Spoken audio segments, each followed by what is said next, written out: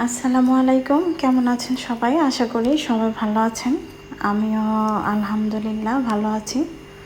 তো আজকে হচ্ছে শাওয়াল মাসের 6টা রোজা তো ছিল, তো আজকে শেষ করলাম। প্রচণ্ড রোদ আর গরমের তাপ, তারপরও হচ্ছে ভেঙে ভেঙে থাকা হয়েছে। আর ঈদের পরে হচ্ছে একটু ঘোরাঘুরি ছিল, বেড়াতে গেছিলাম, তো এর জন্য থাকা হয়নি।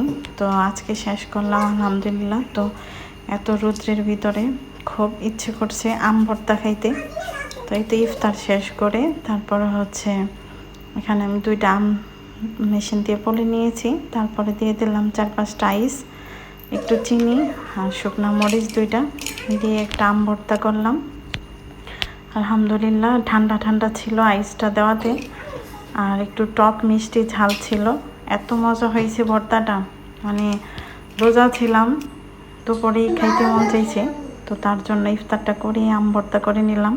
তো এই তো দেখতেই পাচ্ছেন অল্প একটু করছি। তো আমার ছেলের জন্য আলাদা একটা আম বলে নিয়ে ওকে আলাদা মরিচ ছাড়া দিছি।